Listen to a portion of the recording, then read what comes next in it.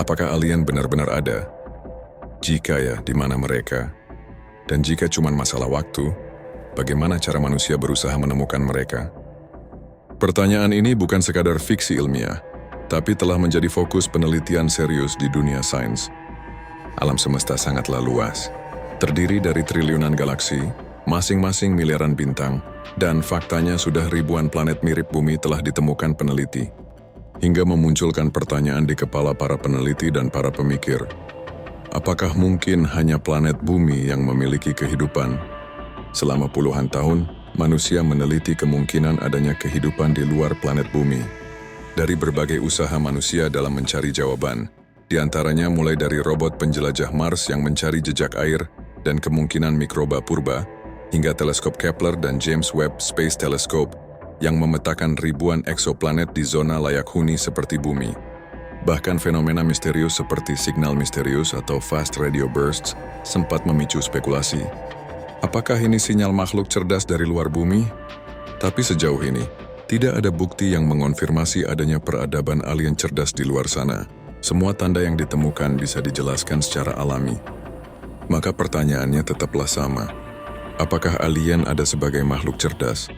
Atau hanya sekadar bentuk kehidupan lain atau memang tidak ada sama sekali? Sekarang mari kita lihat dari perspektif agama.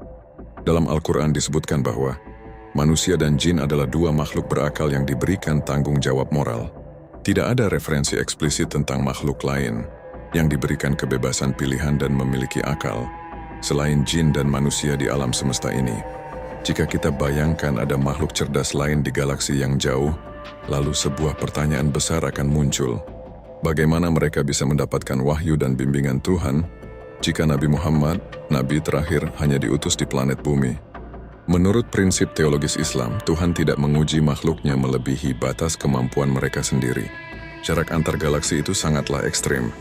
Perjalanan fisik bisa memerlukan waktu jutaan tahun. Maka jika ada makhluk berakal di tempat seperti itu, artinya mereka tidak akan mendapatkan bimbingan langsung dari Nabi terakhir. Berbeda dengan jin, ini sesuatu yang gaib. Yang kita bahas dan tekankan di sini adalah makhluk nyata, memiliki fisik dan diisukan memiliki kecerdasan yang lebih tinggi dari manusia. Sekarang jika ada makhluk cerdas dan berakal di luar galaksi kita, maka konsep kenabian universal dan ujian Tuhan menjadi kontradiktif. Dari sini muncul sebuah kesimpulan.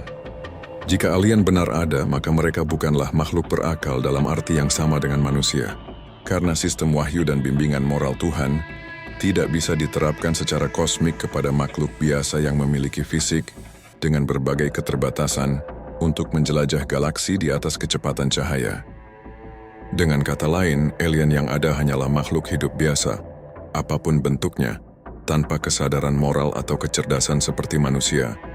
Namun kalau memang ada yang memaksakan pendapat bahwa alien yang cerdas itu ada, silahkan langsung hubungi pihak NASA untuk mengklarifikasi bukti yang kamu miliki, agar misteri puluhan tahun yang selama ini masih coba dipecah oleh para peneliti bisa selesai dengan bukti yang kamu miliki. Modus. Sekarang mari kita lihat dari sisi kosmologi dan sains. Alam semesta yang kita amati sangat teratur dan presisi.